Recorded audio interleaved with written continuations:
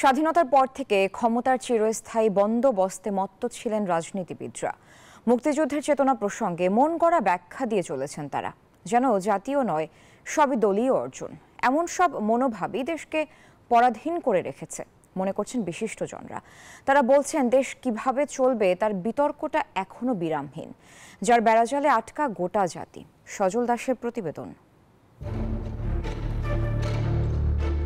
ভাষা আন্দোলন থেকে মুক্তিযুদ্ধ, অপশাসন, নির্যাতন আর বঞ্চনার বিরুদ্ধে রুখে দাঁড়ায় এদেশের মানুষ। লাখো শহীদের রক্তের বিনিময়ে ছিনিয়ে আনে লাল সবুজের পতাকা।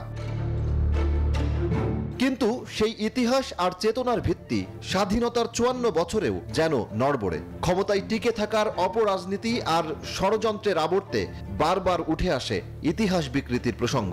রাজনৈতিক উদ্দেশ্য হাসিলে কাউকে দেবতা, কাউকে আবারও বানানো হয়েছে ইতিহাসের শত্রু। মুক্তিযুদ্ধের চেতনায় এখনো কেন ঐক্যবদ্ধ হতে পারেনি জাতি? এই বীর মুক্তিযোদ্ধা বলছেন দায়টা রাজনীতিবিদদের। কারণ স্বাধীনতার পর থেকে ক্ষমতা দখলের রাজনীতি কেবল বিভক্তিই বাড়িয়েছে। আমার কি আশা আকাঙ্ক্ষা ছিল যে আমি নিজের দেশে থাকব, আমার দেশের জনগণ ভোটের মাধ্যমে জাতীয় সংসদের সদস্য নির্বাচিত করবে, তাদের মধ্য থেকে এমপি হবে এবং তারাই দেশ নিয়ন্ত্রণ করবে, দেশ উন্নতির দিকে যাবে। কিন্তু আমরা পরে কি দেখলাম? তলাহীন জুরি আর গমচোর আর কম্বলচোরদের নেতৃত্বে দেশ চলছিল, একদলীয় শাসন কায়েম হয়েছিল।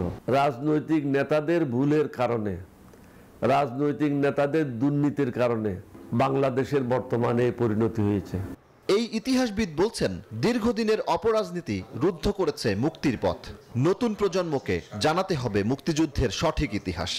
আমরা ইতিহাসের সঠিক পথে সবসময় সবার অবদানটাকে আমরা সমভাবে মূল্যায়ন করিনি। রাজনৈতিক পরিমণ্ডলে একটা হতে পারে, কিন্তু একাডেমিক পরিমণ্ডলেও কিন্তু আমরা সেটা করিনি। ফলে আজকের যে তরুণ প্রজন্ম, তারা কিন্তু মুক্তিযুদ্ধের একটা খণ্ডিত ইতিহাস জানে। একজনকে মহানায়ক থেকে দেবত্ব আরোপের করতে যে আমরা অন্যদেরকে খলনায়কে পরিণত করেছি। বৈষম্য আর বিভাজনের রাজনীতি বাংলাদেশকে পিছিয়ে দিয়েছে অনেকটা।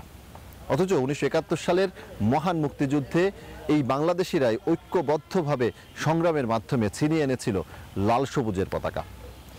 এবার সময় এসেছে ঘুরে দাঁড়ানোর। জাতি, ধর্ম, বর্ণ, গোত্র নির্বিশেষে সবাইকে সাথে নিয়ে সামনে এগোনোর। সজল দাস, নিউজ 24, সাভার, ঢাকা।